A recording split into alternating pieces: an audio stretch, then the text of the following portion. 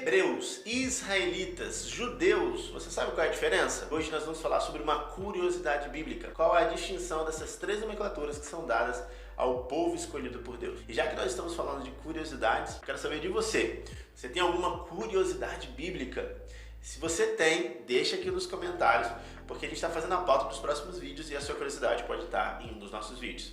E já não perde tempo, curte o vídeo, compartilha com seus amigos, deixe um comentário e nos ajude a levar conteúdo teológico, bíblico, saudável nessa selva digital que é o YouTube, beleza? Então vamos para o vídeo. Existem três nomenclaturas utilizadas na Bíblia que se referem a esse povo escolhido por Deus. A gente vai ver em alguns momentos utilizando o termo hebreu, tem até um livro da Bíblia chamado Hebreus, certo?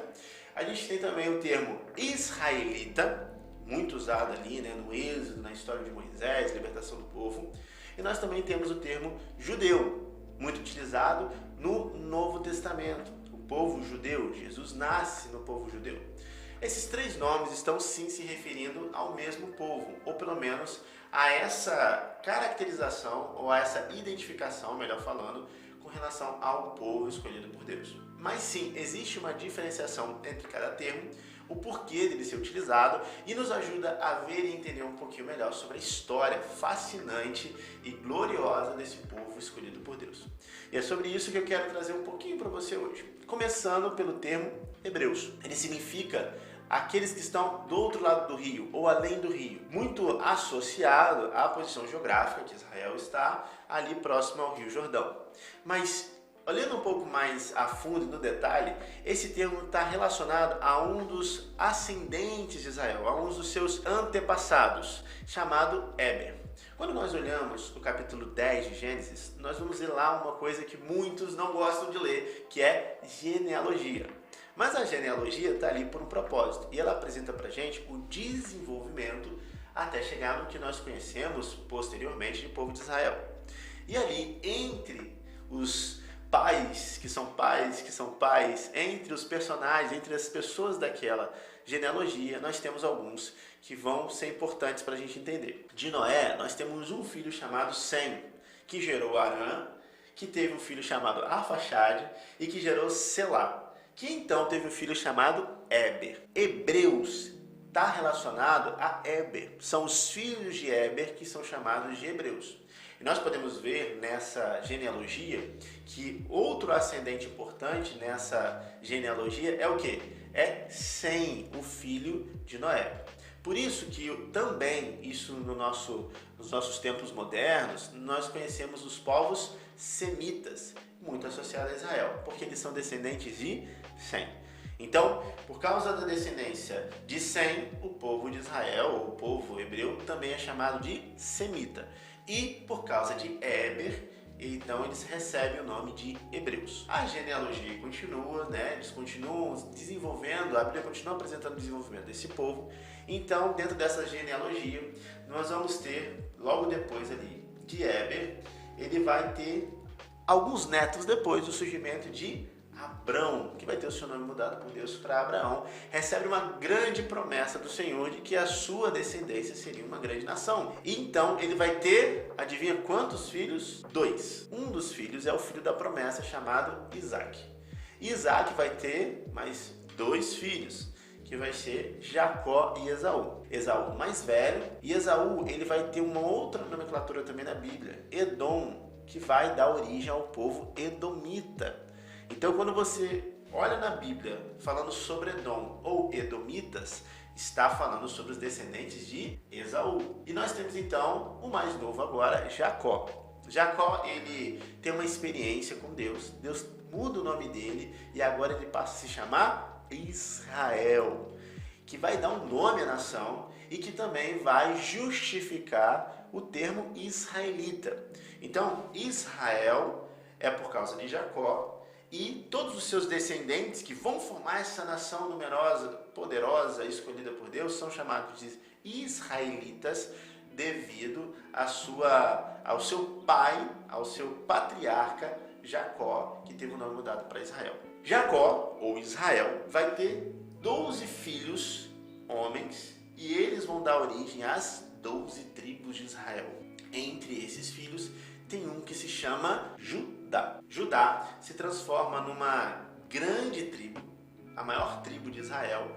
Então, todos aqueles que são descendentes de Judá recebem o nome de judeus. Por que é tão importante a gente entender? E agora eu quero que você preste bastante atenção nesse desenrolar da história de Israel, a partir então das 12 tribos.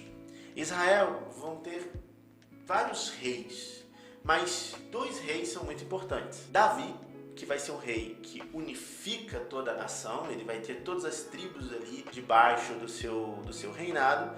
Ele vai ter o seu sucessor Salomão, que vai fazer com que Israel se torne uma grande nação e também com as 12 tribos debaixo do seu reinado.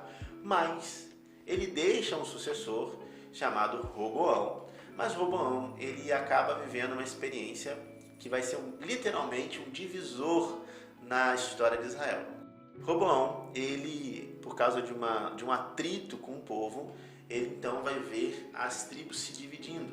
E aí nós temos as tribos que ficam no norte de Israel, são 10 tribos e meia, que são a maioria das tribos, recebem o nome de Reino de Israel. Então, a parte que fica ao sul fica com a tribo de Judá e meia tribo de Manassés. E por Judá ser grande e numerosa e ser a principal tribo do Reino do Sul, é chamado então de Reino de Judá. Então a gente vê que fica Israel dividida. Norte, Israel, Sul, Judá. Ok? Então a gente vê que o território fica dividido. Ao norte fica o Reino de Israel e ao sul o Reino de Judá. Em certo momento da história, Israel, o Reino do Norte, é invadido pela Assíria. Então, é o evento que a gente chama de a queda de Samaria. Samaria é a capital do Reino do Norte. Então, com a invasão do Reino da Assíria, eles então dominam aquela região e fazem uma estratégia. Eles começam a trazer outros povos e misturar os povos, tornando assim o povo de Israel, do Reino do Norte, como um povo mestiço. A gente vai ver o desdobramento disso lá em João capítulo 4, quando Jesus encontra a mulher samaritana de Samaria, e a gente vê que existe uma rixa entre judeus e samaritanos. É exatamente por isso, porque o judeu olha para o samaritano e vê um povo mestiço, que já não está mais com a linhagem intacta ali do povo de Deus. O que acontece é que descaracteriza esse povo da cultura que foi implantada na liderança de Moisés, de seguir a lei, de seguir a Torá, de seguir os ensinamentos de Deus. Eles já não cultuam mais no templo, porque o templo ficou lá no Reino do Sul.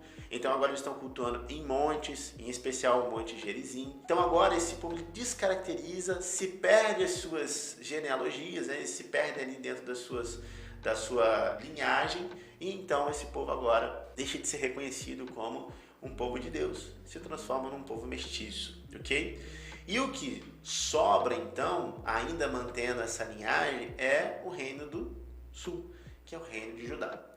Judá vai viver então uma outra invasão, um ataque, que é da Babilônia. E em vez deles fazerem a estratégia da Síria de trazer povos e misturar os povos, eles tiram os judeus do seu território e levam para a Babilônia. E o que acontece é que os judeus, eles preocupados em manter a sua linhagem, a sua formação como povo de Deus, eles então vão começar a se proteger nesses lugares, nessas regiões da Babilônia. A gente vai ver, por exemplo, a história da rainha Esther, em que os judeus eles são extremamente hostilizados e atacados por uma conspiração de Amã, mas eles se protegem, Deus dá livramento, e eles conseguem preservar a sua nação, o seu povo ali que está longe do seu território. Deus, através de homens como Ciro, que vai ser o imperador da Pérsia, começa a enviar judeus de volta para o território, e então eles começam a reconstruir. Por isso que quando a gente vai olhar lá no primeiro século, no contexto de Jesus do Novo Testamento, nós já não temos mais o povo de Israel como era no período de Moisés, em que tinham as 12 tribos vivendo ali juntas. Não, agora nós temos apenas o que sobrou ou o que restou, os remanescentes da tribo de Judá. E por isso que esse povo é chamado de judeu, ok? Então, nós podemos ver assim que existem sim diferenças, apesar de se relacionarem esses três termos com o mesmo povo. Mas quando a gente começa a olhar a história de Israel, começa a trazer mais clareza a diferenciação e por que é tão importante a gente compreender a diferença entre eles, ok? E é importante também, que vem uma outra curiosidade, um bônus, que vai além do texto bíblico, é que hoje nós não temos mais israelitas, nós temos israelenses. Porque Israel ficou subjugada, por nações por muito tempo. Israel só vai conseguir, no seu status de nação, nos moldes, nos termos contemporâneos, no ano de 1948. Então, quem são os israelenses? São aqueles que são nascidos no Estado de Israel, já nessa concepção mais moderna, contemporânea do nosso tempo. É isso. Hebreus, descendentes de Éber, israelitas, descendentes de Israel e judeus, descendentes de Judá. Isso mostra que a gente pode ter muita riqueza de conhecimento, muita maior clareza no texto bíblico quando a gente aprende a olhar os detalhes e estudar o que a palavra de Deus tem para nos apresentar. Essa é a nossa curiosidade de hoje, espero que tenha ficado claro para você. E qualquer dúvida ou qualquer sugestão, qualquer comentário, não deixe de entrar em contato com a gente. Tamo junto e até a próxima!